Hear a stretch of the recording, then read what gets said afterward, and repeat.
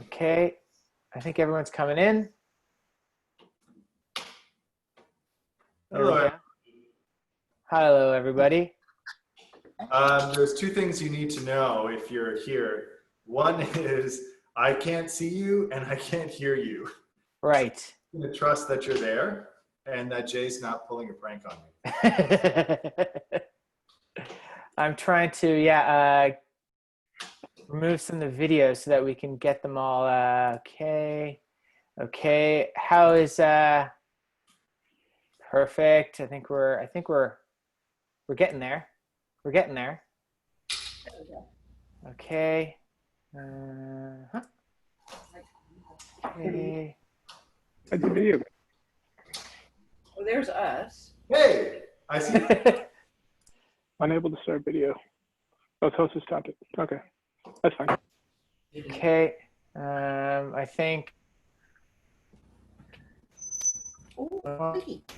Good. Okay. You back. Okay. How is good? Okay, good. Who's mute? And then okay. I think we got everybody. I think that works. I think we're on it. Good. Okay. Hi, Ryan. Hey, Jay. How's it going? Good. I'll just let everyone know who I am before we can get Ryan started on the show here.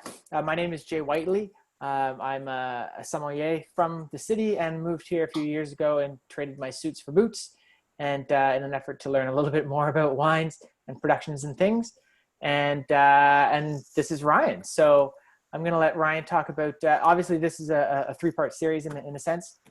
Kind of collab with yourself talking first, and then we'll have Lee Baker next week, and then Batista to finish us all off. And they're in different interpretations of wood. So if we don't know Ryan or we don't know anything about Ryan, Ryan is the oak of the wood guru, as it were. He knows more about wood than most woodpeckers or any woodchucks. So he can allow us to know what's happening with ciders and wines and how wood and alcohol interact. So if we have questions during it, we'll just let everybody know that we can put them up in the chat box during it. But we'll have a dedicated little bit of time at the end of it to answer any questions that may come up during it. In the meantime, enjoy. And Ryan, why don't you tell us a little bit about yourself for those that don't know? Yeah, so the first thing I'm going to tell you is a little bit about where I am right now, because the original intention was to do this talk with a background full of gorgeous oak barrels. And then last week, I was driving the tractor late at night, and I went to get out to check on it, and I fell and sprained my ankle and did some tendon damage. So I'm now not in the county. I'm in Ottawa, staying at my parents' place, where my mom is taking care of me and our two little boys while I recuperate for a couple of weeks.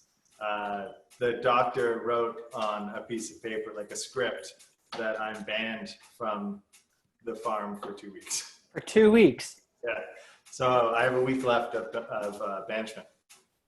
So you're going to see a couple things here. One is you'll see the fire, because I wanted to do a little FDR style fireside chat.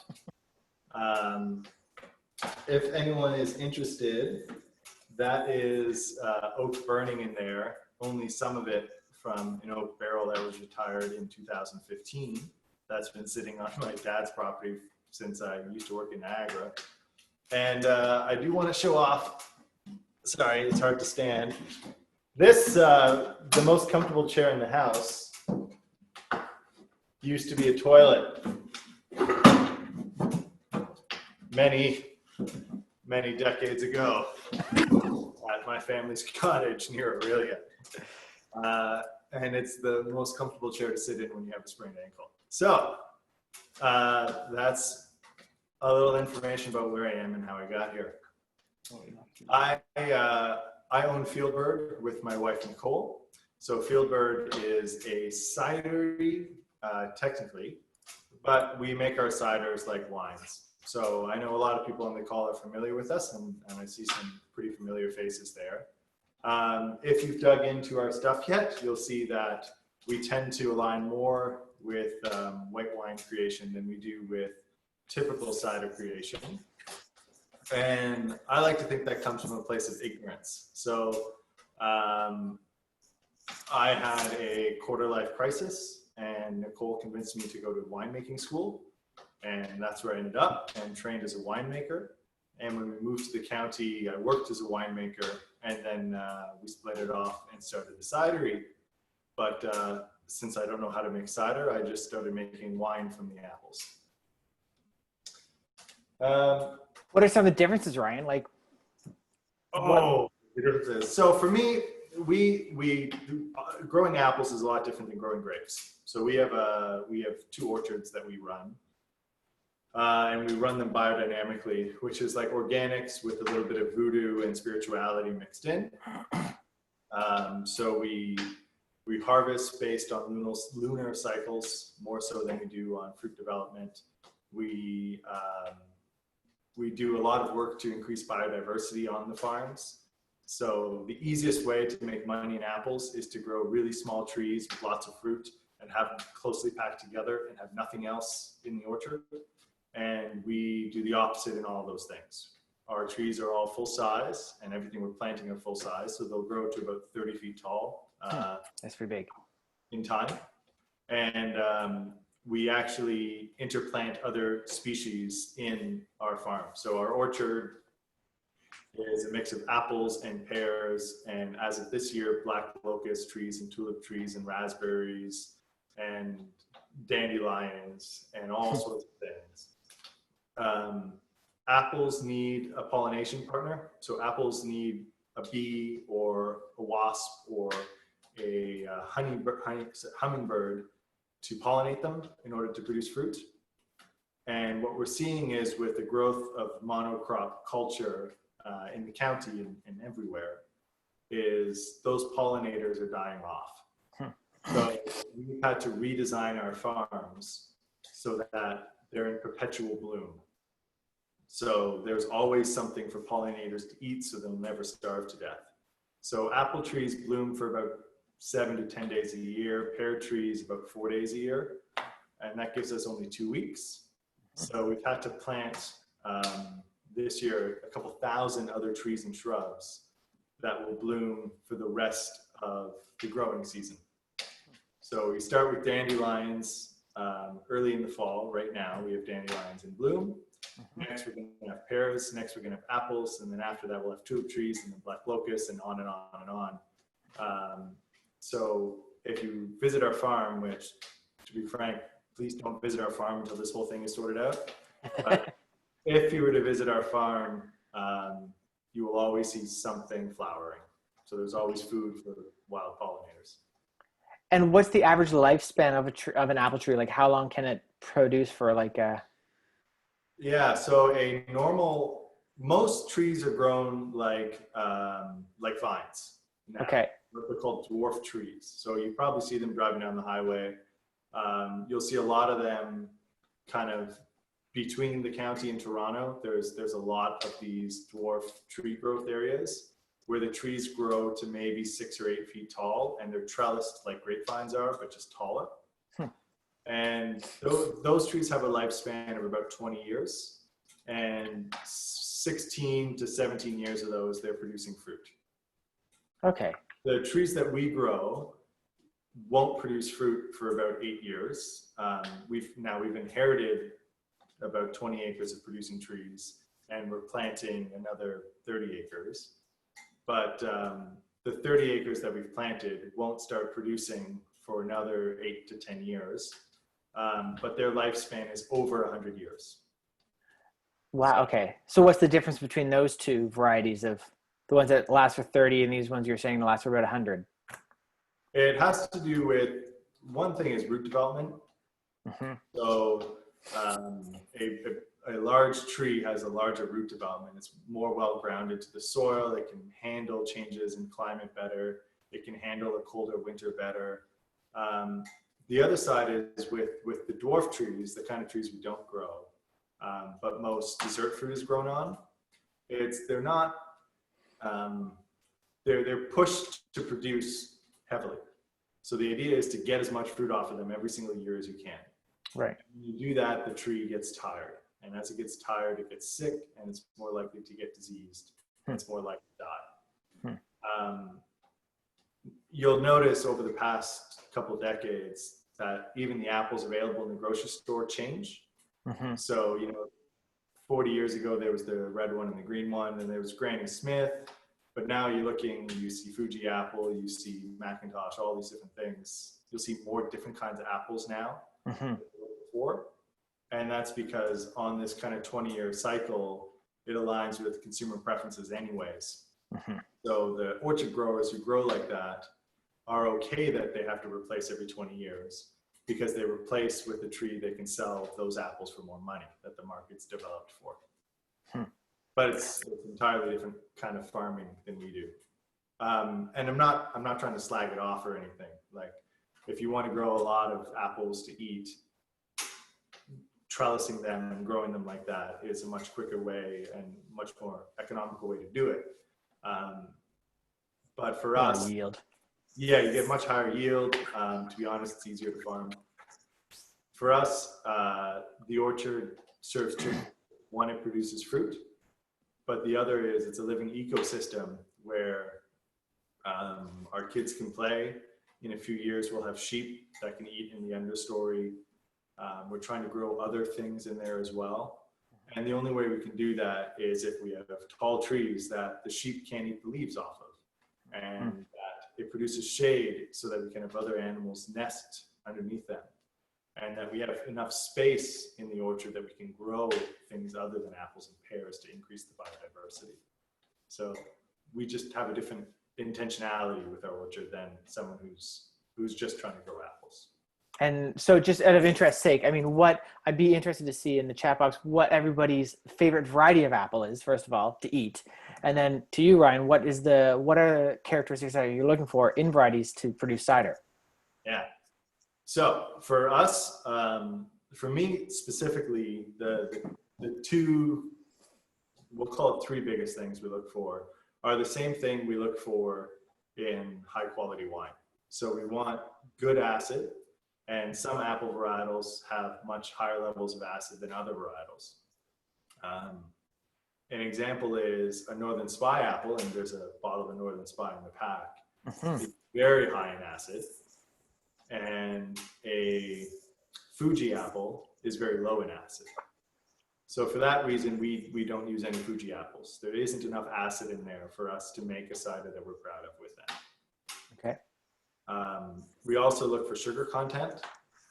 So some apples will produce higher levels of concentration of sugar than other apples, which leads into more alcohol in the end. So you may notice that our ciders range from about 7 to 10.5% alcohol versus most of the ciders available at the LCBO are in the 4 to 6% range. And that's because we're using apples that have higher sugar levels. And we do that by two methods. So one is we pick varietals that have higher sugar levels, things like Northern Spy and Golden Russet. And we also don't irrigate. So our apples are dry farmed. So they don't have added water to them. Okay. So they're like, if you were to take one of the apples that we grow and bite into it, it tastes very dry, like it's not juicy at all. And that's a way for us to get the acid and the sugar more concentrated by dry farming. Okay. And then the third aspect we look for is what's called phenolic ripeness. Sometimes in apples that shows itself in tannin, like Golden Russet is a very tannic apple, like some red wine is. And sometimes that shows itself in floralistic characters like Northern Spy, which we have here. The more sunlight that gets on the actual flesh of the apple, the more aromatic a Northern Spy apple will be.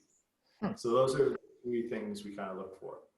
And then we wait until they're ready. And then we wait until the lunar cycles say it's a good day to pick fruit, that we can preserve all that freshness if we pick today. And then we pick. And then you pick. So it's this mix between science and what I'm going to friendlily refer to as voodoo that we're still trying to understand on the biodynamic side. But there are days that favor fruit. There are days that favor root development. There are days that favor flower development.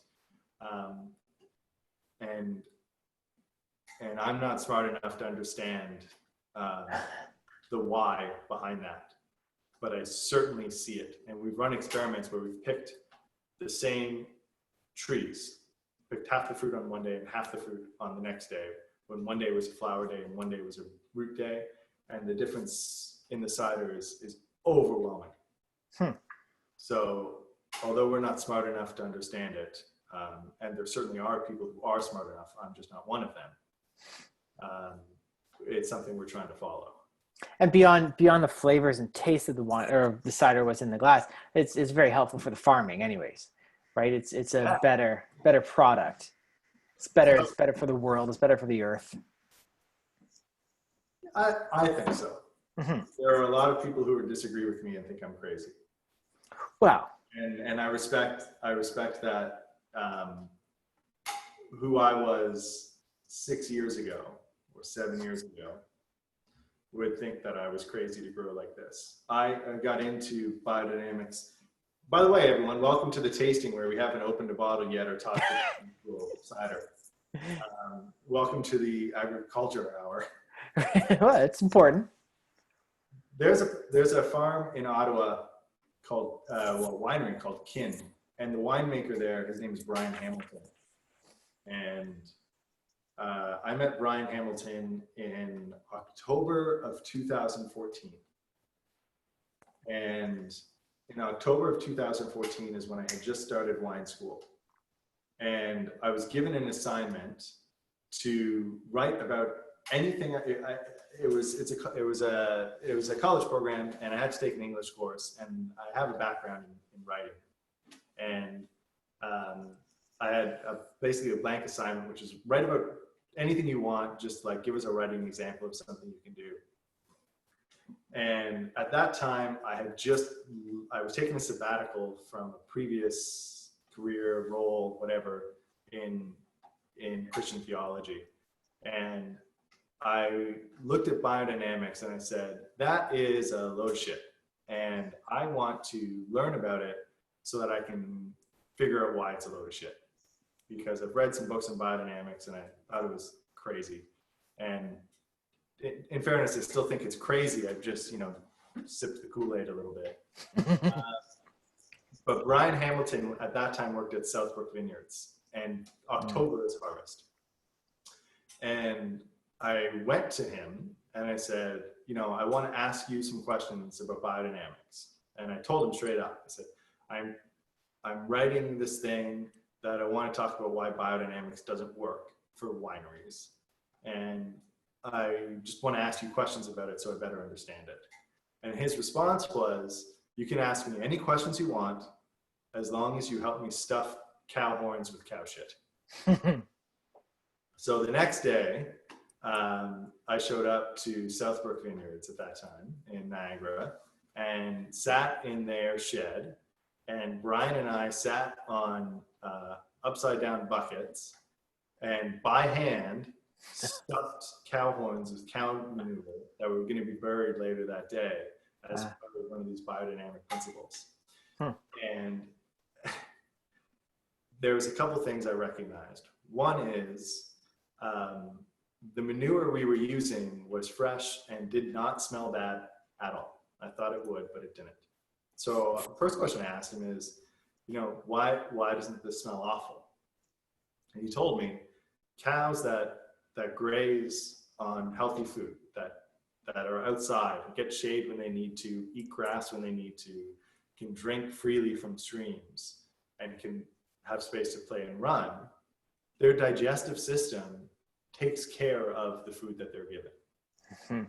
And the manure you get from a biodynamically raised cow that is treated as a sentient being is very different than the manure you get from something that's grown inside of a barn its whole life. And that kind of took me back a lot. To be honest, it really felt like we were just dealing with soil. And then I asked him some other questions, and we just started talking about canoeing and how Brian likes canoeing and how I like canoeing. And it was the first time in the industry that I had only been in for 2 or 3 months that someone was just open and vulnerable with me, and was like just talking to a complete stranger about whatever I wanted while we did this ridiculous task, stuffing cow horns. And I left that day, and I was like, I didn't learn anything about biodynamics today, but Brian's a pretty cool dude. And so I started talking to Brian more. Brian ended up moving to Ottawa and getting a job at Kin, and we still talk fairly often. And it was his, it was trusting his openness to biodynamics that led me into it. And I ended up writing about something else, and then months went by, and at some point next year, when Nicole and I were looking at moving to the county, something kind of clicked for me, which is I had been looking my whole life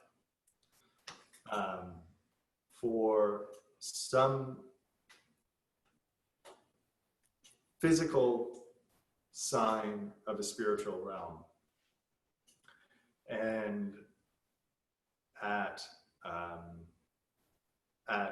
in a book I read on biodynamics, written by a guy named Nicolas Joly, who's a winemaker from France, he used the line,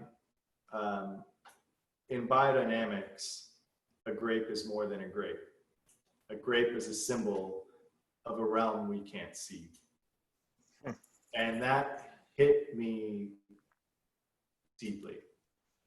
And I was talking to Nicole at the time, and I said, Nicole, like, what if we look at it that we're not trying to grow fruit,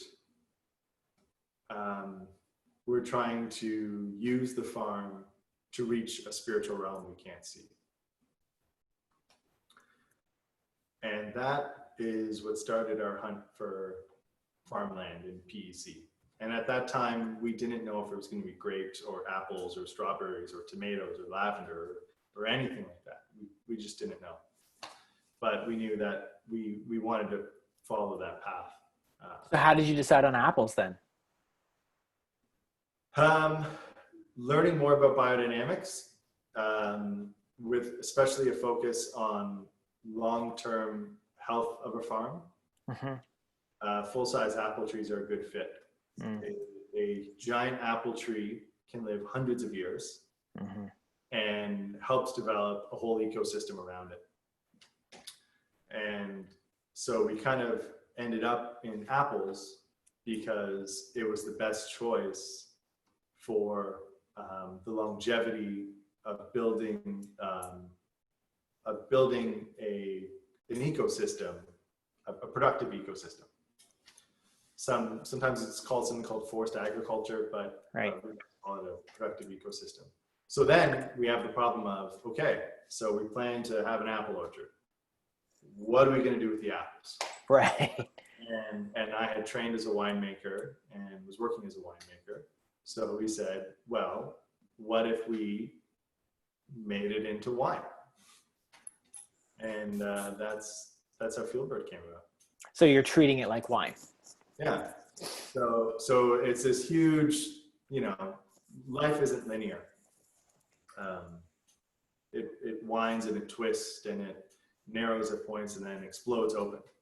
And kind of all exploded open at once, that this idea of biodynamics and productive agriculture. And Nicole is a horticultural therapist, so really wanted to use the land to heal not only the land, but people as well. And then how can we pour creativity into this whole project using the skills we already have, because I'm not smart enough to learn more skills.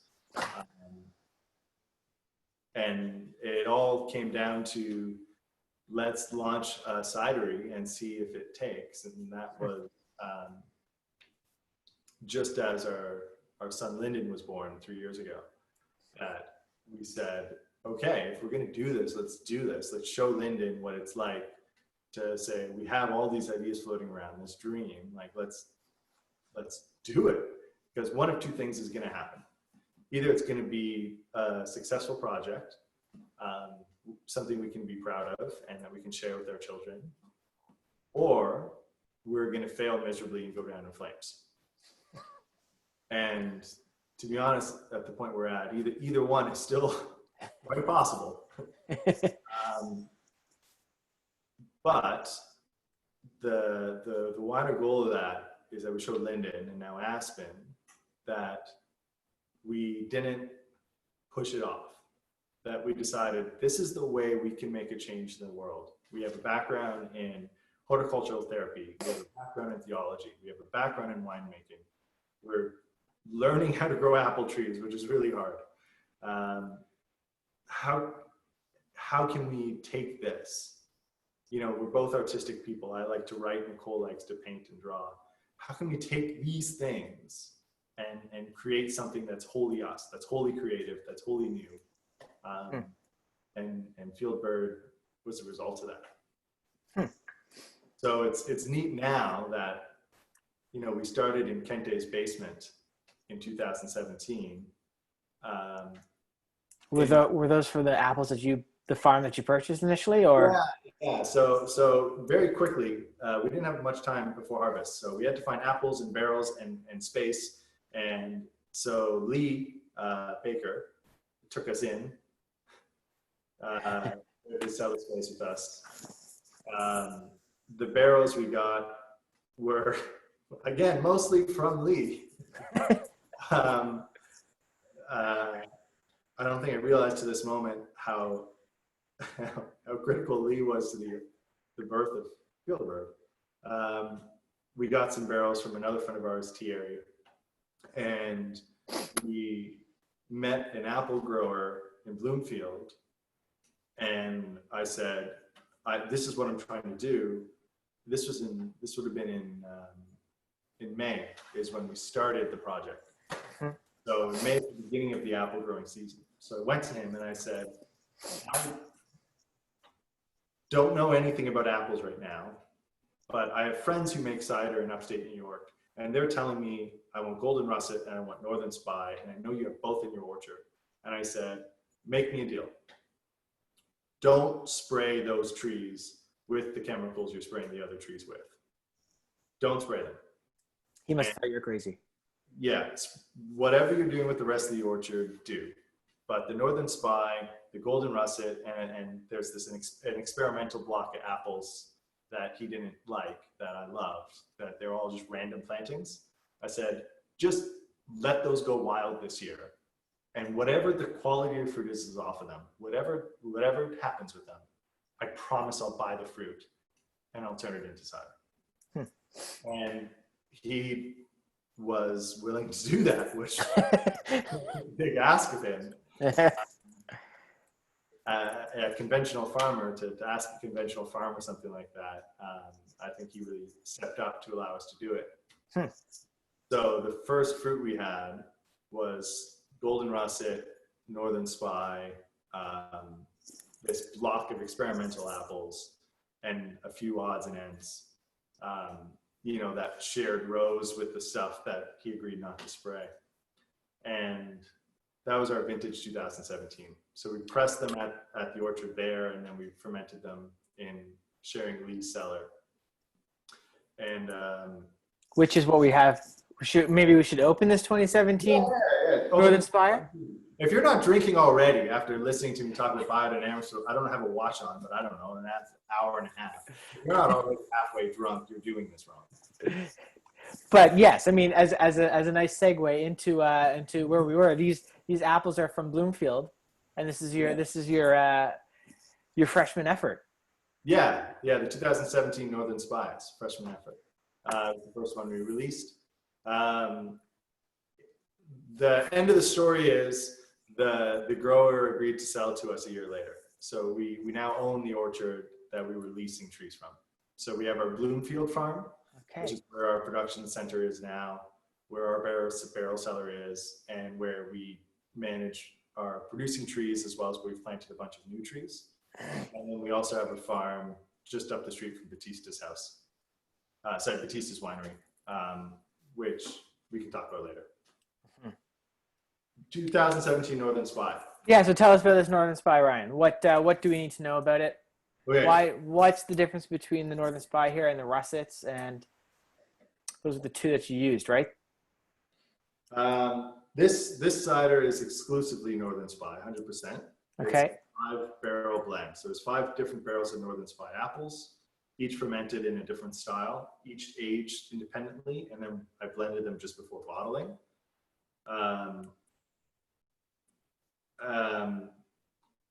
I want to go quiet for a moment. And the reason I'm going to say that is, if people haven't yet, I want you to read the label copy on the bottle. And I want to find a way to tell you the story of why we ended up bottling Northern Spy by itself. Maybe I'll read it. That's what we'll do. March 2018. Joy brims my soul. I haven't shaved in 2 days or showered in 3. My head throbs from last night's cider binge. Snow falls on snow. I'm stranded on a mountainside in a foreign land. Why joy? I'm in a room of holistic apple growers and cider makers. We're chatting about farming and fermenting and spirituality.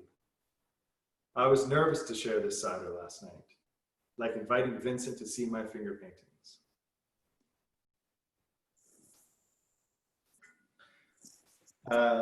And they liked it. Yeah, I leave that part out because if I was to write the label again, I would have deleted that sentence. Oh, wow. Why? I think it's egotistical. That's nice. It's nice. It's a nice touch. It's nice to know that they liked it, and so. There's a guy named Steve Sellen who lives just south of Ithaca, New York. And Steve has been a friend of mine for a few years.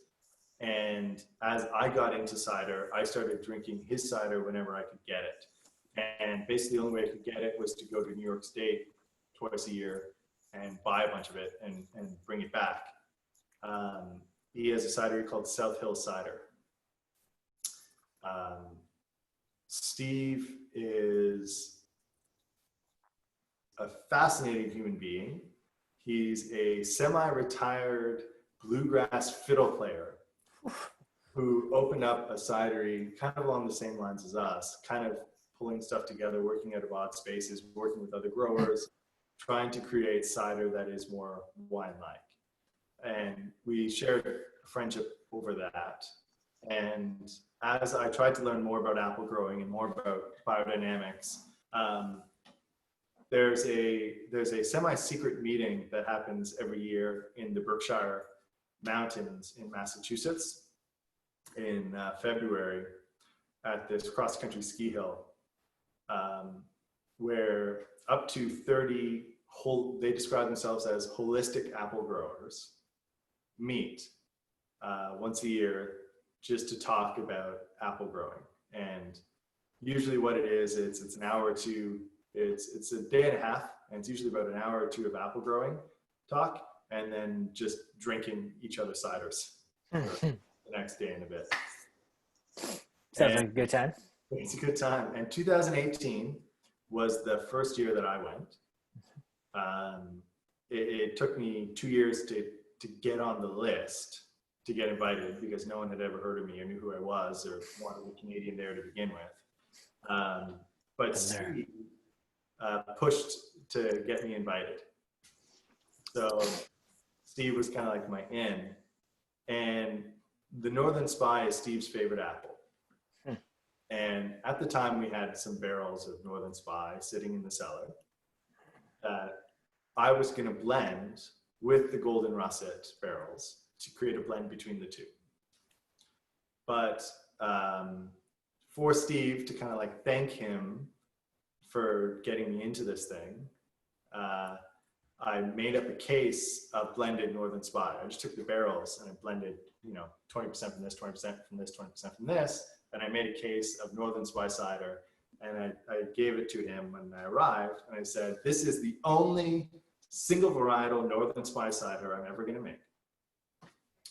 And the reason for that is, I told him, I said, I don't think anyone wants to drink Northern Spy varietal ciders, but you seem to like them. So as like my thank you for getting me in, I said, this is the only case that our cidery, which at that point didn't even have a name, is ever going to make of single varietal Northern Spy cider. And it's all for you. And he quickly opened it, and we played euchre till about 4 a.m, and 4 of us drank through this case of Northern Spy cider. Well done. Yeah, and the next morning, Steve said, I don't care what you do in future years, but with this vintage, I want you to release the single varietal. He's like, I don't think you have enough faith in people. So that's in a drunken, hungover stupor. I agreed to that, and then I felt honor bound to do it. And I honestly thought no one was going to want it. But it has become kind of like our calling card for people, the single varietal Northern Spy. And as time has gone on, and you know, we have a 2018 vintage currently available. We have a 2019 vintage, which we're bottling in June. And I have, over that time, fallen in love with the idea of using Northern Spy as a single varietal, because it's the best comparison I have is it's Riesling. It's so floral and so acid driven that the reason I didn't think people want to drink it is because it's nothing like the ciders that people are used to. And I think the best thing that it has going for it is that it's nothing like the ciders people are used to. And now it's, when we're trying to convince people of what FieldBird is, of that we're trying to do something different, we pour them the Northern Spy. So like, anyways, FieldBird's full of all these stories of things I was wrong about, and where smarter people made better decisions and boxed me into things. And this is one of them. Well, you mentioned a few times about it and just cider in general that is very different than wine making. So what are some of the main differences? The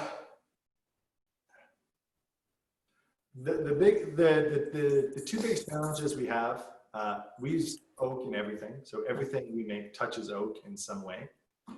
And there is a very high likelihood of, when something is in an oak barrel, that it's going to go through secondary fermentation called malolactic fermentation. So bacteria that hangs out in the wood and is already in the juice and is in the air, called malolactic bacteria, is going to go in there, and it's going to eat malic acid and convert it into lactic acid. In winemaking, this is a incredibly wonderful process. So it's what makes red wines taste buttery and smooth. And it's what makes, you know, the Chardonnay that's in the pack from Batista, it's what makes that Chardonnay, again, creamy and full and lush. And that's great in winemaking, because a grape has lots of different kinds of acid in it, and only about 1/3 of it is malic acid. So when you go through malolactic acid fermentation in a wine, you get that creaminess, but you still keep its acid backbone. Apples are almost 100% malic acid. So in oak barrels, it's very common that they go through malolactic fermentation. And an individual barrel that's gone through malolactic fermentation kind of tastes like yogurt. It's all of its acid edge is gone and been replaced with lactic acid. So it becomes almost too creamy, almost too buttery.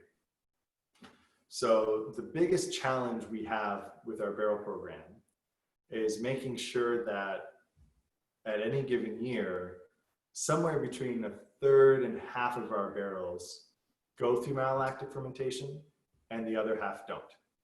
Is that intentional? Do you stop that? Do you? Yeah, we stop it. There's a number of ways we can stop it. So one is temperature control. One is using sulfur at critical moments. So if we hit something with sulfur just after fermentation, when it hits bottle, it'll have very low levels of sulfur, but it won't go through malolactic fermentation. If we turn off the heat in our production facility, it'll be too cold for malolactic fermentation. So that's one way we can manage it.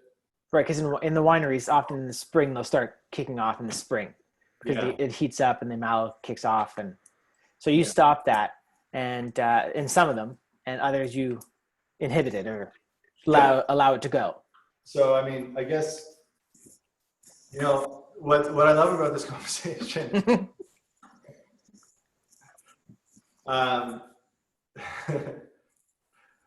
I'm sure there's somebody out there screaming at their screen right now, tell me about the fucking cider. Yes, it is about the cider.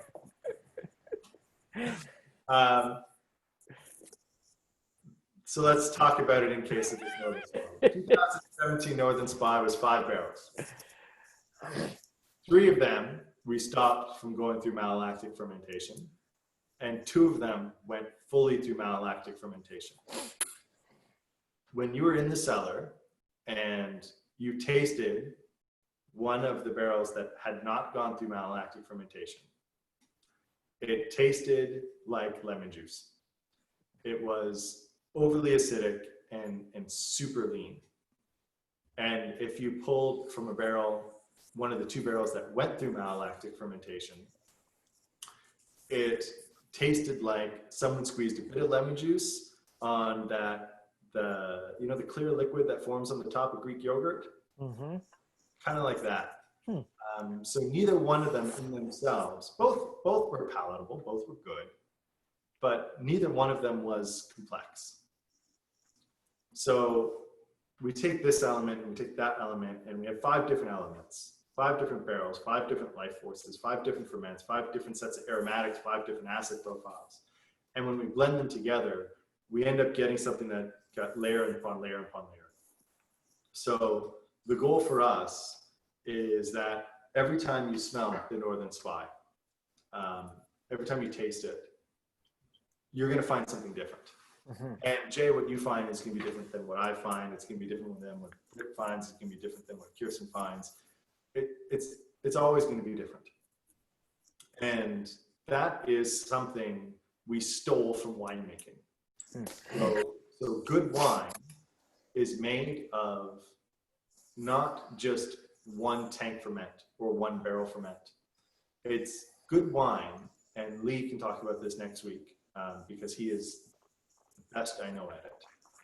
Good wine is made by making as many small pieces as you can. And for us, that means barrels and carboys and, little demijohns and sometimes bottle ferments. We're trying to take that juice and break it into as many different things as we can and treat them all differently, ferment them all differently, and then we blend them back afterwards. And you get these layers of complexity. And that's something, to be blunt, I stole from winemaking. And most cideries have a different focus. We have time because we're vintage based. I know that I'm getting juice and apples one time a year. It's in the fall. We get all our apples, we press them all. That lasts about 8 weeks, but it happens once a year. I have the rest of the year to do whatever the hell I want with the juice and eventually get it into bottle or age it in barrel for longer. Most cideries run under a different schedule where they're getting juice shipments every 3 or 4 weeks. So they have to make their cider in 3 weeks. They don't have time to split and to play and to say that barrel is in its own time, let it do its thing. They don't have that ability. They have to rush things. So that's why when you see most commercial ciders out there that when you taste them, there's one flavor. Maybe it's an apple flavor, maybe it's a rhubarb flavor, maybe it's something, but it's got one layer of dimension. And not very many have a vintage date on them. And yeah, and vintage dating is very uncommon, because when you're bringing in juice every week, it doesn't make sense to run a new set of labels for each one. We run a mass set of labels and use it for everything. So the blunt answer is, I don't know how to make cider well. I like to think I can make wine. So from the moment it's juice, because we harvest differently and we press differently, because apples are a lot. If you ever squeezed an apple to try and get juice out of it, it's a lot harder than squeezing a grape to get juice out of it. Right. But once the juice is out of it, we treat it like wine. And we had a great conversation among our team last year of, how do we convince people that we're not really a cidery, we're a winery that uses apples? And one of the guys who helps us with the farm said, it's not that complicated. Just treat it like wine. So that's what we try to do. That's true. Interesting. And it's a very interesting, unique style of cider. As you said, it's not very sweet.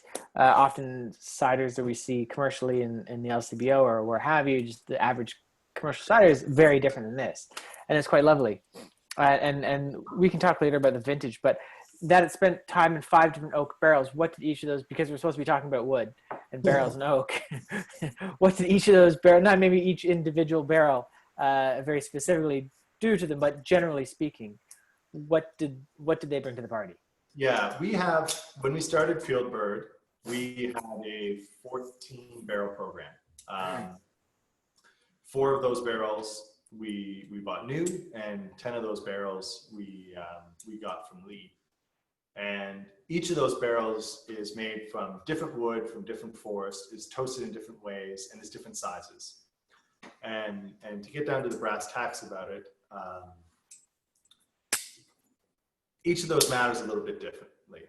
A barrel that's made from really tight wood, so grown in a cooler forest. So think northern France instead of southern France, or Canada instead of US.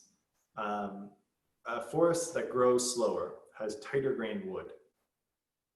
And the tighter the grain of the wood is, the harder it is for air to get into the barrel, so the slower the aging process is. So that's one way to look at it. Another element is how well it's toasted. A barrel that's toasted very lightly will enhance fruitiness in a wine or a cider, and will also have something called sacrificial tannin in it. So if you've ever sucked on a tea bag and your mouth gets really puckered in, that's the same kind of tannin that's in oak, and it's very reactive and reacts quickly. And what it does is, if air gets in, it binds with that tannin before it binds with the tannin in the apple. So in a lower toasted barrel, and especially the heads of barrels are often untoasted, they help protect the tannin that's in the apple. Because anytime something that could bind with them gets in, the wood tannin attacks it and grabs it.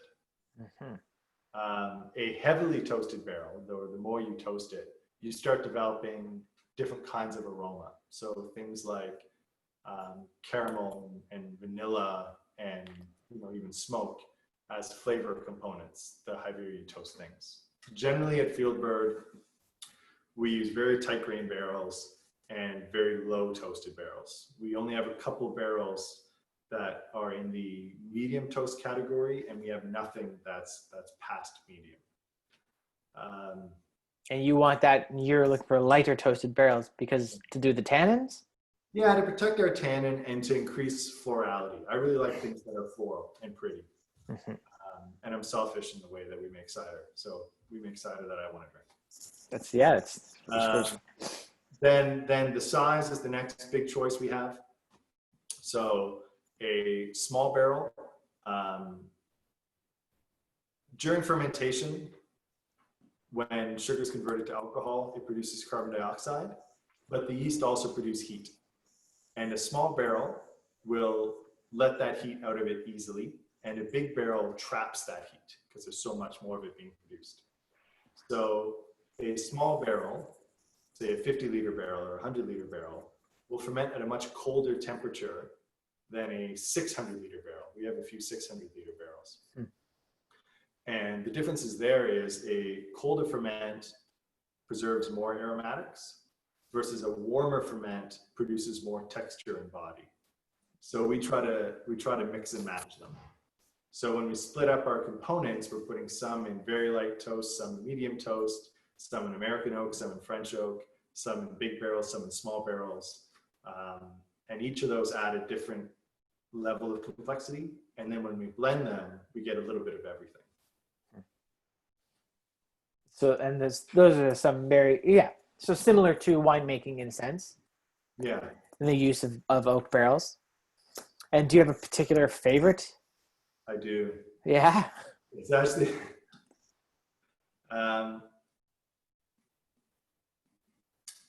one of the books that really impacted me, both from an interest as well as a new way of writing that I'd never seen before, was Ernest Hemingway's A Moveable Feast, which is just a series of memoirs of his time. He lived in Paris, and it kind of documents what was happening with the expat community at the time, but also they were living in poverty and their relationship was breaking down. And at one point he referred to, someone asked him who he was having dinner with, and he said, mon regular, my regular. So his wife. And that phrase always kind of stuck in my head because I thought it was an interesting phrase. We have a barrel made by Hermitage, which is a cooperage in Burgundy, France. It's made from the Bertrange forest. It is what's called a blonde toasting. So basically it was barely touched by fire before moving on. If anyone's following me on social media, maybe a week ago, 2 weeks ago, I posted a short video of a barrel being fired. It's that barrel.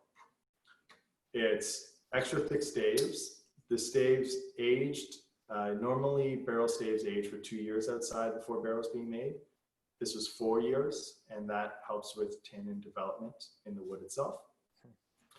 And it came from a patch of forest within the Bertrange forest that was managed in a slightly different way than the other patches were. They were trying to, in the last 40 years of this tree's life, starting in the 70s, they were trying to incorporate more biodiversity in the patch. And it was their experiment of how to grow oak in a biodiverse area is where the tree came from. So that barrel we took in and we named one of our barrels, and I named that barrel Mon Regular, and it quickly became my favorite barrel and still is. And it's one of the 2 barrels that we fermented the Perry in. So tell us about the Perry then. Well, I guess, first of all, how long can...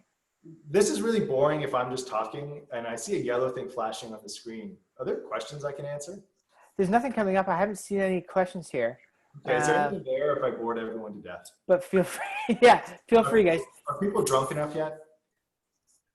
No, I've got nothing here. No one's saying it. So it seems everyone's still engaged and excited and happy. So we all. So, but this is like we've come to the 1 hour mark here. You know, we tried to keep it down to an hour. It's now 5 o'clock. There have been a few people that had to leave, unfortunately. But if there's any questions, first of all, that you have, and we'll try and limit this down for, we'll try and round it up in about another half an hour or so. So please feel free here to ask Ryan some questions. I had a few questions about the oak and things, and just basically the basic question is how long. You said you mow regular barrel, you've used it for a few years now. how long can you use them barrels for? Depends on how the barrel treats us. Okay. We retire barrels after between 3 and 10 years. Okay, 3 to 10 years of use. Yeah. And the cider will sit in them, generally speaking, for about. Depends on the cider, but most about 8 months to a year.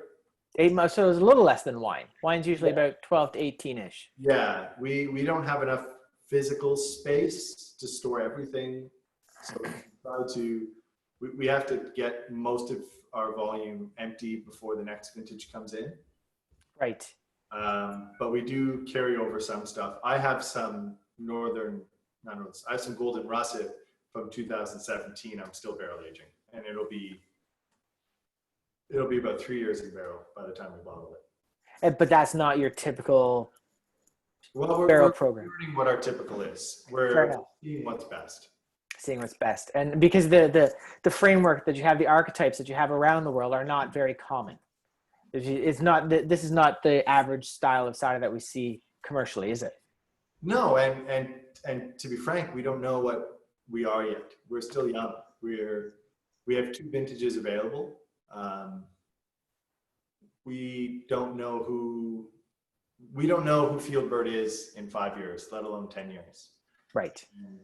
And the joy of that is we get to kind of figure it out as we go and try things. So the Perry, I can talk about it a bit. Yeah. It's an example of something that I wanted to try. So Immediately, just very quickly, immediately, like it's more cloudy. yes, it's bottle conditioned. So Okay. if you haven't opened it yet, open it carefully. It can not explode, but it can have the Formula One effect where it sprays a little bit. Pears have a type of sugar in them that will never ferment into alcohol. So this is the first perry we ever made. We made about 2 barrels of it. So 1 barrel was Mon Regular. The other barrel was a barrel called Ria, which was in 2018, our only American oak barrel.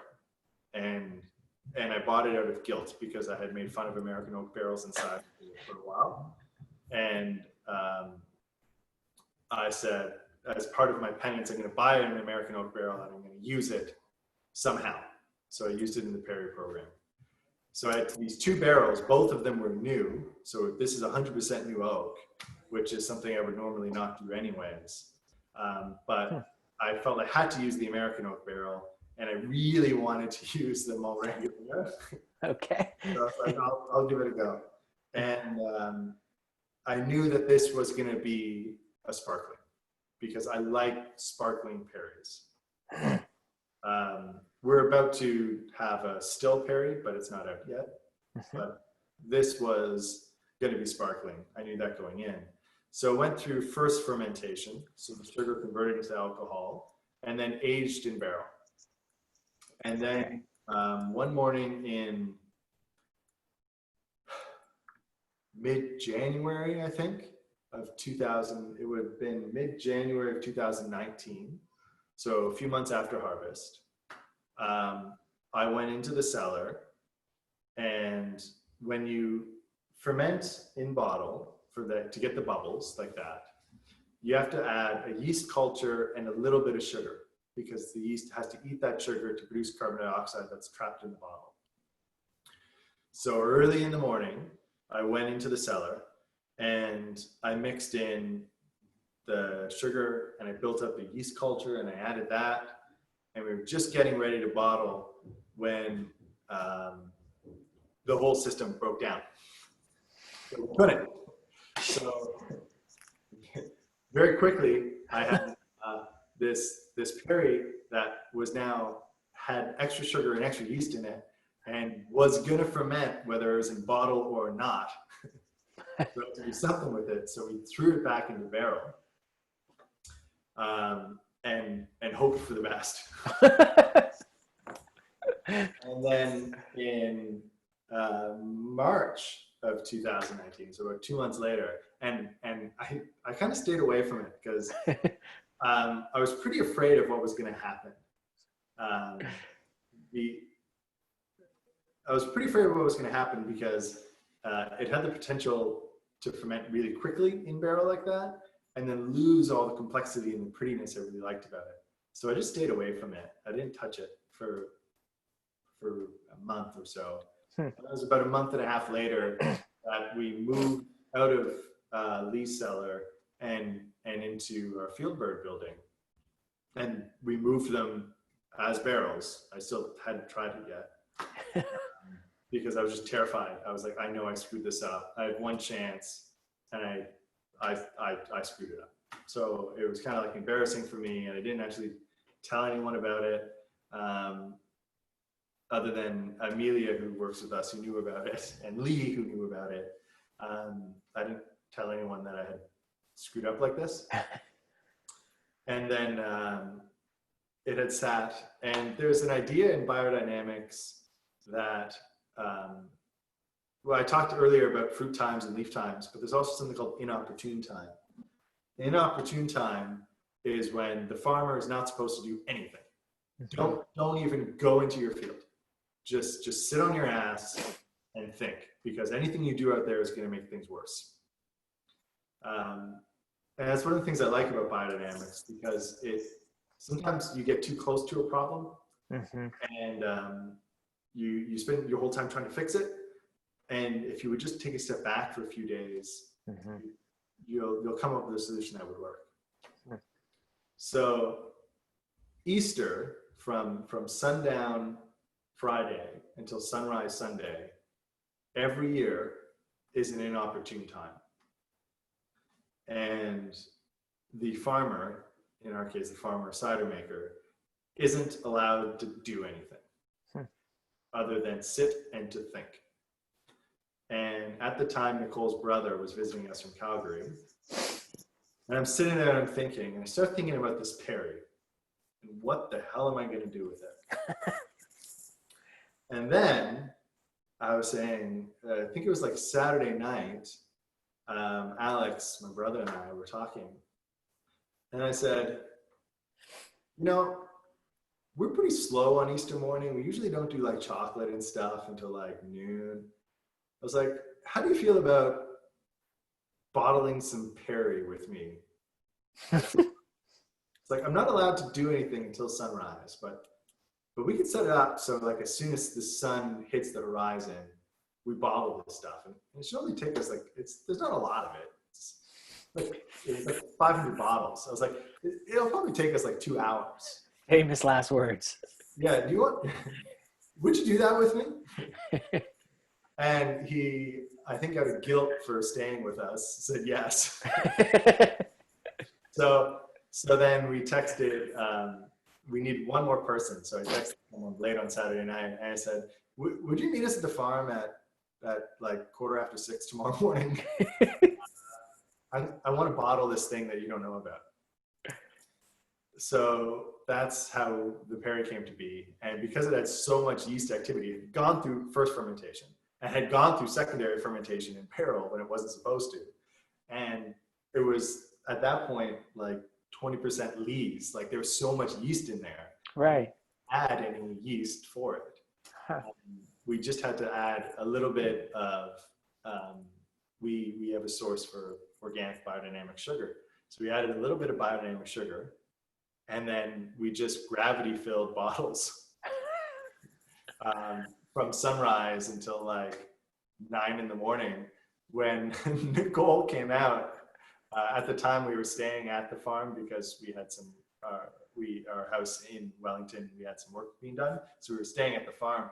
So Nicole came around the corner at like 9 in the morning and was like, it's Easter. What are you guys doing?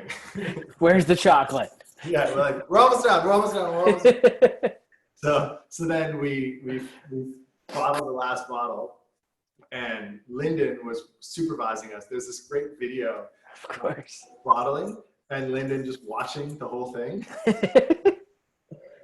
Who Lyndon at the time was like 2. And then we put it into cage and we just left it. And then in the fall, we opened it for the first time.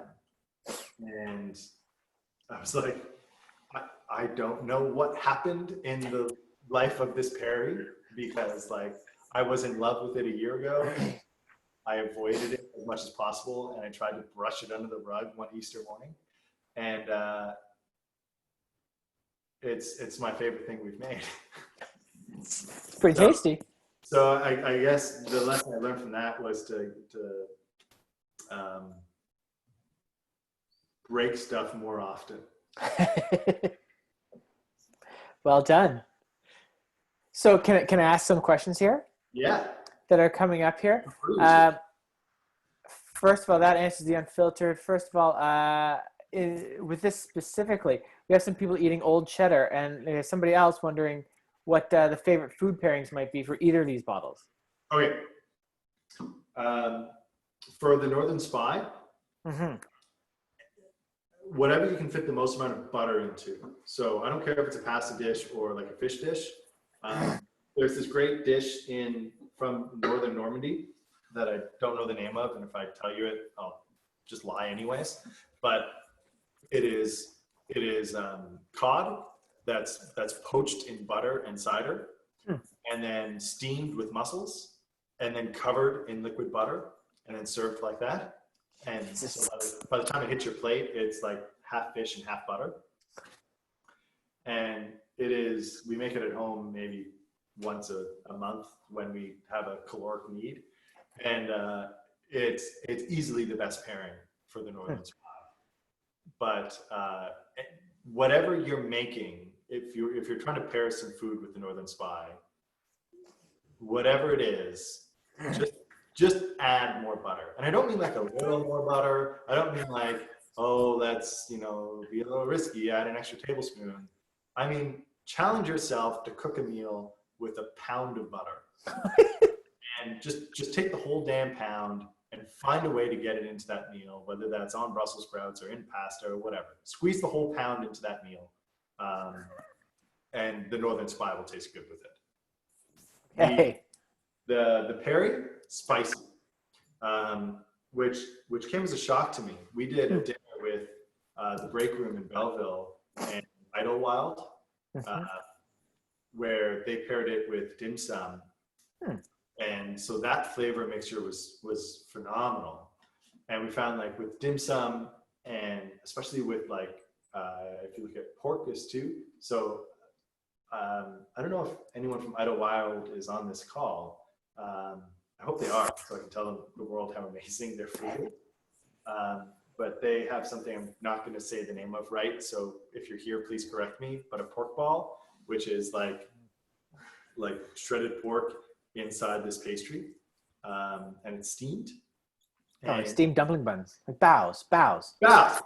And it is. Thanks, Brittany. Thanks, Britt. It is the best thing I've ever had with it. We ate it with Perry once, and it's just mind blowing. Beyond that, I don't know what to tell you. You know what my honest answer to this, Jay's a som, and the real answer to this question is, if you like the food and you like the drink, you're probably gonna like them together. And if you're drinking the cider right now and you're saying to yourself, this is shit, food's not gonna make it better. That's true. That's true. Well, yeah, that's always one of the answers I come up with. Similarly, it's if people are always asking me what's the best pairing for this dish and what wine should I have with this or that, and it's just drink what you're in the mood for. If you want some red wine right now because it's cold outside, then have red wine, despite the fact that you might be having fish or something lighter. Just drink what you're comfortable with. And so, yeah, to your point, if you like these and you like two different foods, they're going to go well together. But I can see how a steamed spicy pork bow would be delicious with this. It's mind blowing. Yeah, as would be the aged cheddar. Yeah, I think mostly that's because the food from Idlewild is a lot better than my cider. So it elevates the whole experience. Right. Yeah, they're both very good. They're both very good. Someone else asks if you can age these. Can your ciders be aged? Yes. The next question is for how long, and we don't know the answer to that. I'm sorry, we're finding out. There isn't a lot of traction on this, but the things that help cider or wine age well are acid and tannin and yeast.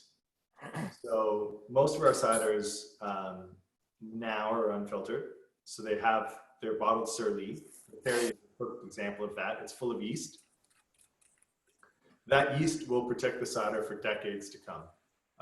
And the way you know this is because champagne is fermented in bottle with its yeast for 5 years, for 10 years, for 15 years. And the yeast in the bottle preserves it. So that Perry, which you've probably just opened, you could throw in your basement for a decade and the yeast will protect it. Well, as in champagne, when it sits on those dead yeast, the leaves, it provides that autolytic character, that yeasty, bready. Will that you get the same thing over time? Yeah. So with vintage change, it'll lose. Right now, it's quite fruity, and it'll shift from being that fruit forward to being more structural. So being smoother, being rounder, being fattier, but we'll lose some of the fruitiness. But you might find that that's a great thing for you. The Northern Spy will age well because it's so high in acid, and the acid will help protect it. And since neither one of these have sugar that can ferment to spoil it, and neither one of them has any kind of, because we've aged them in barrel for so long, they're what we call they're stable from little tiny bugs we can't see. There you go. Microbial. We don't worry about them spoiling like we would if we bottled them 3 weeks after we got the juice. Right. Yeah, so it's stable. The answer to how long we can keep them, we're figuring it out. The 2017 Northern Spy, the reason we wanted to include it is it's going on 3 years old. Right. And it's tasting really good right now. It's fresh as a daisy. It just got a review on Wine Line of 92 points. Well done. But a year ago, it got reviewed at 89. Same reviewer? Yeah. Interesting. So what we're finding is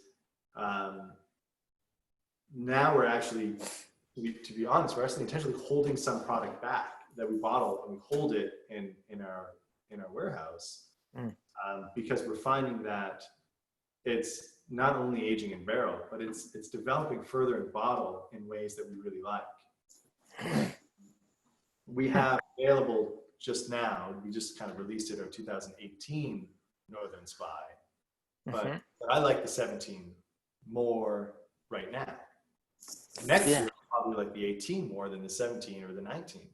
And it's an interesting thing that because we're in this world that it is developing, that doesn't really exist here yet, we don't know the answer to what's the best time to drink it.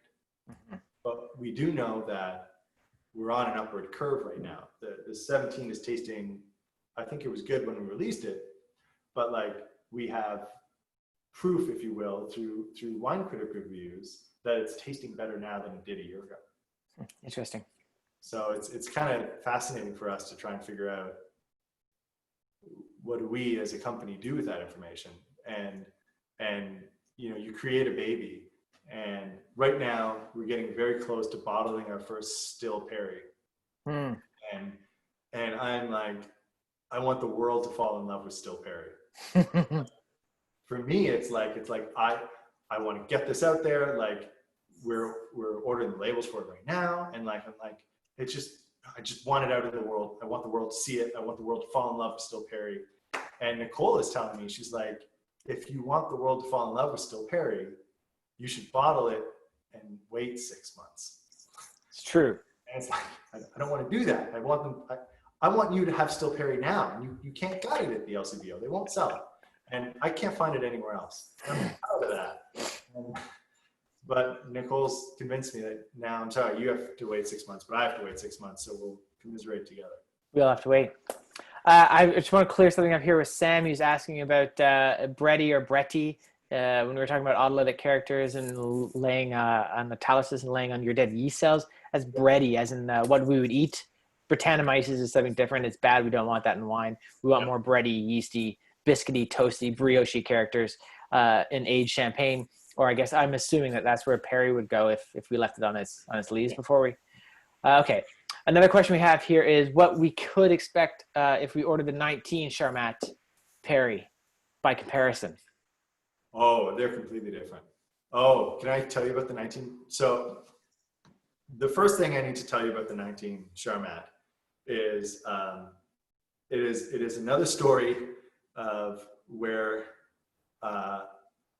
we're very lenient in our company of having people convince me I'm wrong, because I'm wrong a lot of the time. So we're project based. So we let people run projects. Amelia ran the Charmat project, and what I have a habit of doing is falling in love with something and going too far into it.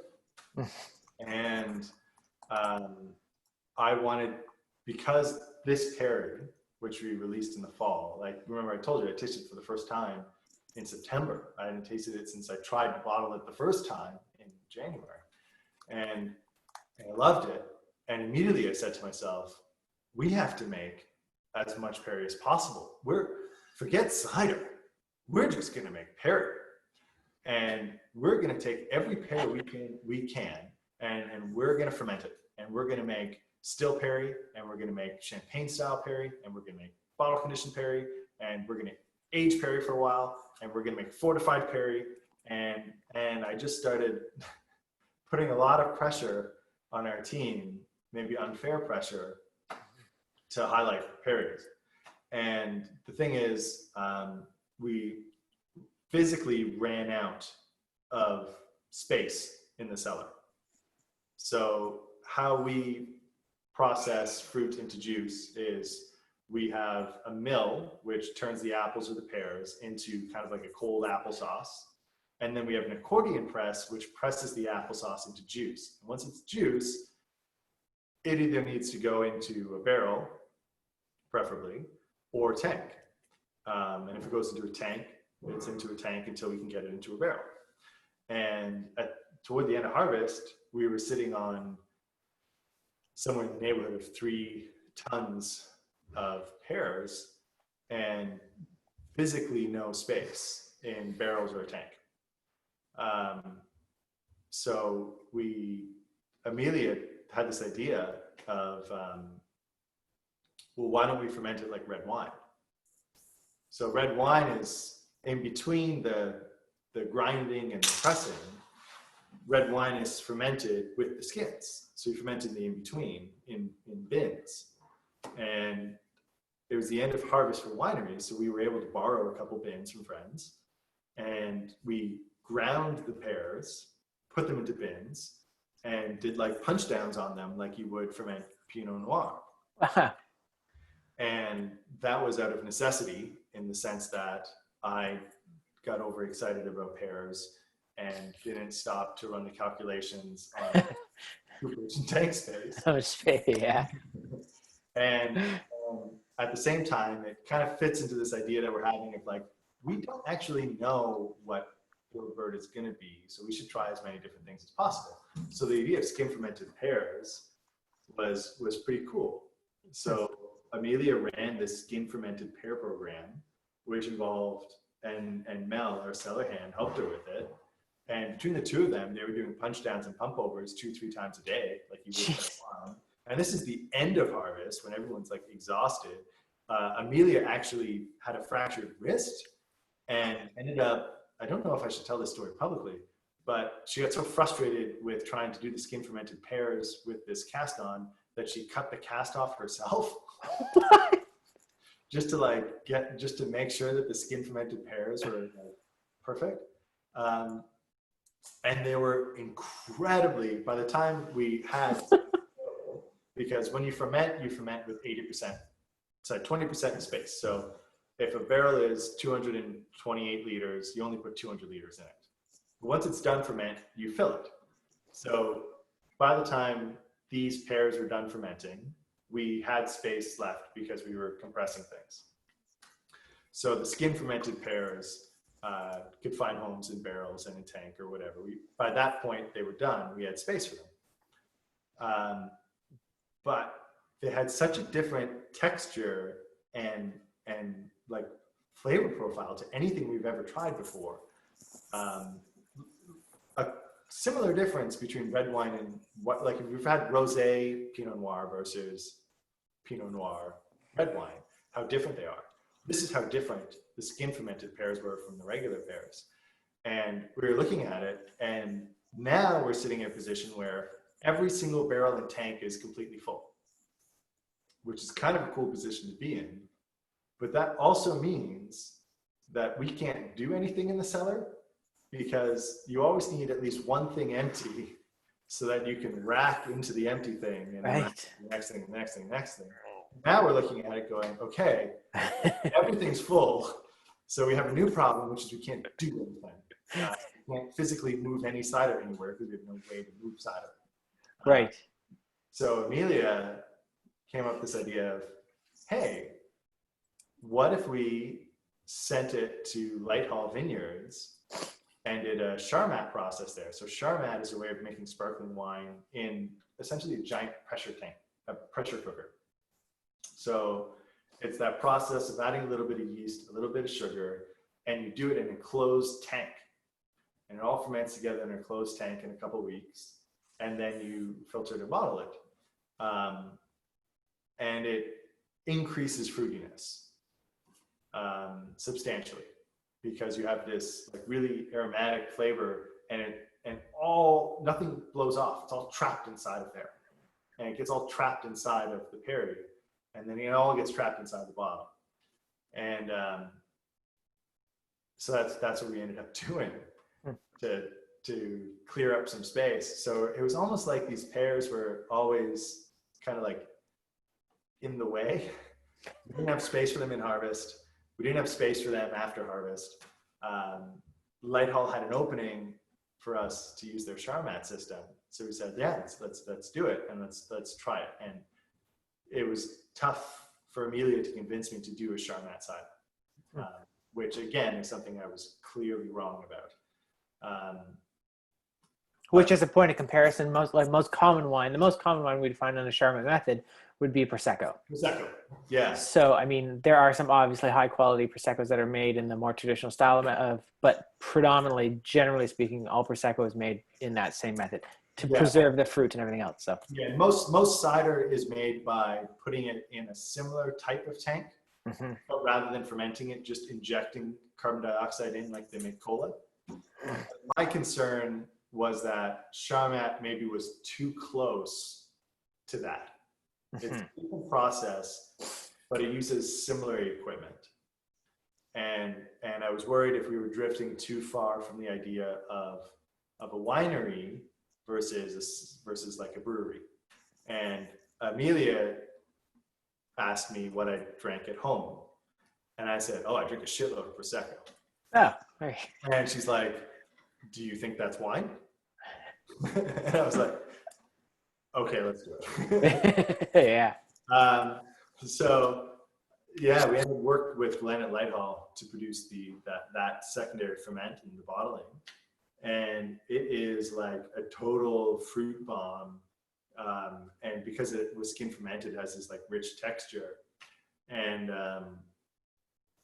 we still haven't actually officially ordered labels for it. And we're like half sold out. Like we have what we call blank labels that we just like write on. So some people may have ordered the Charmat, and it'll be like almost a blank label that just says like 2019 Charmat Perry on it. Which I think is what we have here. It looks like someone's been asked that. So yeah, and it's delicious. will it be clear or as cloudy? It's clear. It's filtered. Yeah. It's pretty white because of the skin fermentation. Like it has a different color pigment, but it is filtered. And there's a little bit of residual sugar left in there because when you do the Charmat process, you add sugar and you ferment to the right pressure point. So for us, that was 5 bar of pressure, which conversion in my head. I mean, someone's going to correct me here, but it's about 76 psi, somewhere in that ballpark. Sure. Yeah.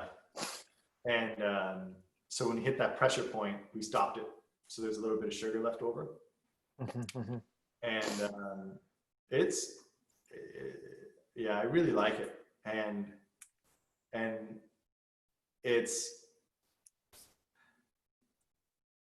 I often feel with FieldBird that I'm the one doing this interview. Okay? When we write things, it's often me who writes them. When we do other interviews, it's often me. When we're featured in articles, they talk about me and Nicole a lot. And like, what I'm trying to convince people of is like, I'm the guy who keeps fucking up. Well, the things that people like are because of the other people involved. Because Amelia cut off her fucking cast so she can make skin fermented perry to turn into Charmatic lens plays. An idea that I was more in the way of than encouraging of, and it's incredible. The perry that we have in the kit here, I walked away from for 2 months, and then I walked away from for 4 months after that. And you know, it was only by benefit of my brother-in-law staying at our house that it even exists. It's always intriguing to me that, and it's something we struggle with. It's like, I'm sorry, we put the wrong person in front of this camera. We put someone else, because the honest truth of FieldBird is that everything you see that's good. The sweaters are beautiful. The labels are gorgeous. That's Nicole. The sweater design is from Chris Del Deegan. I think some of the Del Deegans are on the call. Like, I had nothing to do with this. This is gorgeous. Look, it's beautiful. The label design of the hand-drawn wings, each vintage is its own bird. That's all Nicole.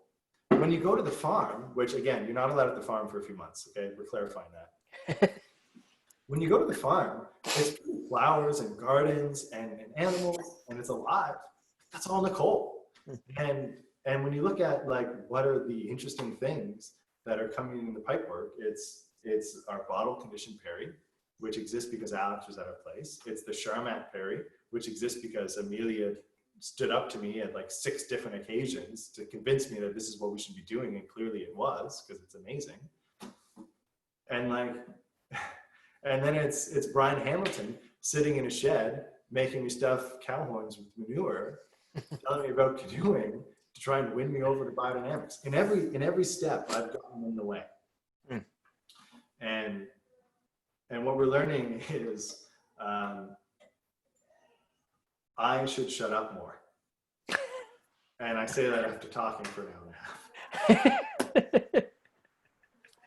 Which I was gonna try and sort of bring it down, and it has been a while. So if anybody has any more questions, please feel free.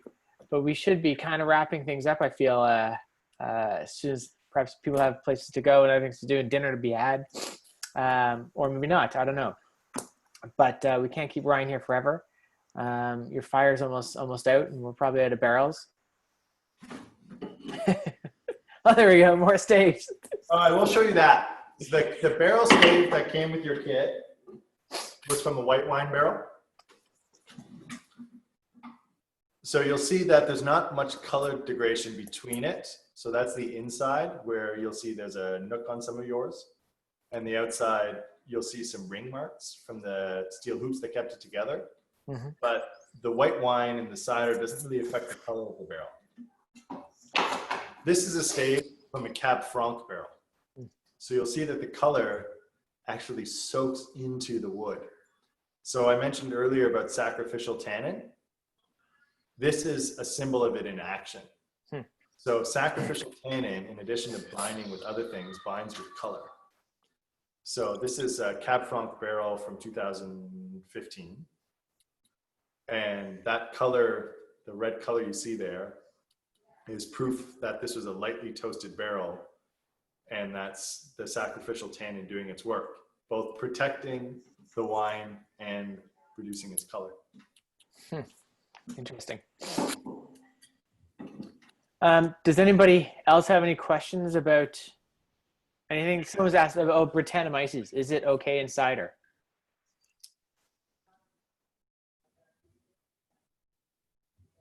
It depends where the cider is from. Like wine, there's ciders regionalized, and there is in northern France. There's two very specific cider regions. There's Normandy and there's Brittany. And if you took, and Normandy has two sections, but we'll talk about Pays d'Auge, which is northern Normandy.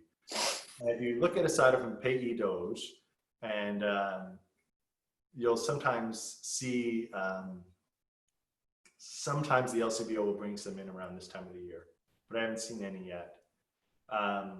They're very elegant, they're very wine-like. And Brettanomyces, which is a type of strain of bacteria that creates kind of like barnyard type aromatics and texture, is really frowned upon. It's a spoilage yeast. It's a spoilage. And like 100 miles away in Brittany, it is encouraged. And it's part of the profile. So if you ever had a cider called Côte d'Albret, which is a really well-known cider from Brittany, it is like a Brett bomb, and it's delicious. But if you made that, if you had that level of Brett in apples that are grown in Pays d'Auge, it would be disgusting. Mm-hmm. So we are very careful about limiting Brett in our cellar. We use something called integrated Brett management, which is a theory developed by a guy named Clark Smith, who's a wine consultant out of California and wrote a book called Postmodern Winemaking, which is about the balance between science and the unknown in winemaking. So we practice cleaning methods that are called integrated Brett management to limit the presence of Brett in our cellar, because the varietals that we now grow are more similar to the varietals in Pays d'Auge than they are to Brittany, and we would see Brett as a spoilage. But if we grew stuff that was from Brittany, Brett would be an advantage. So it depends on the fruit. And different people have different thresholds of Brett. Yeah. I'm particularly susceptible to it. It's not a big fan of it. I can pick it out of a lineup in anything. Some people really like it. People talk about that dirty barnyardy characters of some Burgundies, specifically Northern Rhone sometimes. But to me, it's not a great thing. Or if anyone's been in a horse tack room, so where they keep like the saddles and the brushes for the horses, where there's this mix of like sweat and oil and leather, that is kind of what Brett is for me, and certainly has a place. We just personally feel it doesn't have a place in FieldBird at this point. Some people like it, some people don't. Yeah. But it's technically, if you're showing these in Australia, I mean, their wine judging is no faults whatsoever. It'd be thrown at volatile, Brettanomyces, that sort of thing, it'd be all gone. But some people do appreciate it for sure. There's no question, but not here. One other question they have is there an apple or pear variety that you would like to work with? Okay, I'm going to answer that question, but first I want to give people permission to turn me off if they want to, because I think that I ramble. There's something I do want to say before you sign off, because as soon as we start talking about varietals, I'm going to go off the deep end about something. We're doing another county collab pack, and it is currently available as of like 3 hours ago on the Red Tail Vineyards website. So if you go to the Red Tail Vineyards website, there's a link there in their store for the next collab pack, which is all going to be small batch story wines that we've been working on, kind of in secret, and there's a lot of fun to be had there. And one of the things that keeps winemakers going during harvest is these interesting stories out of the ordinary, stories of Amelia cutting off her cask, which I want to say, as her employer, I feel like I appropriately reprimanded her for. Uh, but that is what makes Harvest what it is. And the next collab pack, this one's focusing on oak. The next collab pack focuses on the stories that keep us excited. So if you want to ditch me, I completely understand, because you know, I get bored of listening to myself talk. I understand you must feel. But if you're interested, we do have a new collab pack that's currently available through the Redtail website. Now, I was asked about what varietal I'm most excited to work with. And it is an apple variety from the Pays d'Auge in Normandy. And it is not used for cider making. It is an apple called Calville Blanc. Okay. I'm going to try my best French spelling, C-A-L-V-I-L-L-E space B-L-A-N-C. And I'd encourage anyone who's on a computer or phone or whatever to do a Google image search of the apple Calville Blanc. And you're going to see that it is the prettiest piece of fruit that has ever existed. It is an apple that looks like a tulip flower. And why I'm excited to work with it. This year, 3 years ago, we worked with a Mennonite farm near Guelph called Whiffletree, who does a lot of our grafting of our custom trees for us, because we trust them. We like working with them. Lawrence and Lowell, who are brothers who run it. And they're willing to try kind of funky things with us and spend 2 years searching for 50 clippings of Calville Blanc apples, which took 2 years to get. And the Calville Blanc apple I'm growing for 2 reasons. We just planted 50 of them. The first is I have never seen something that astonished me there's a lot of beauty in nature, but the Calville Blanc apple is just gorgeous, and each one is a work of art. And I don't understand why it's shaped so differently than every other piece of fruit I've ever seen. And that fascinates me. And the second reason is, in the Pays d'Auge, in addition to cider, and in addition to cooking with lots of cod and lots of butter, they also make an apple tart with Calville Blanc apples, which is the most delicious food I've ever had in my life. Like a tart to 10. Yeah. And in the county, we have someone named Enid Grace, who we've known since we moved there in 2016, which is about 3 weeks before I started talking to Whiffletree about ordering Calville Blanc apples. And she's a baker and a chef, but she cooks traditional Italian and French pastries. And before we were friends, when we tried her food, I desperately needed her to make me the pomme tart with a Calville Blanc apple. So we've now planted 50 Calville Blanc apples that will take 8 years to grow fruit, in the hopes that 8 years from now, when we harvest it, I can take a couple bushels to Enid and with all of my heart, beg her to make me this dish. Because there's no one else I trust to make it in the traditional way. That is the varietal I'm most excited to work with. And I don't know if it's ever gonna be in one of our ciders, and I don't care. I think if you tried it, or if you tried anything from Enid, you would understand why we're doing it and why we're spending, by the time we get fruit, 12 years on this project. It'll be worth it. It's going to be delicious. And I can only think, like, at that time, 8 years from now, Linden's going to be 11 and Aspen's going to be 9. And can you imagine what happens when you give an 11-year-old and a 9-year-old in unlimited supply of apple tarts. And how cool that's going to be. It's going to be pretty good. Apples that they grew up with. Yeah. Anyway, that's what I'm most excited for. Huh. When it comes to cider making, there's an apple called Geneva Crab, which is a very bitter apple, a lot of tannin, and it's pink fleshed, which is the Canadian apples.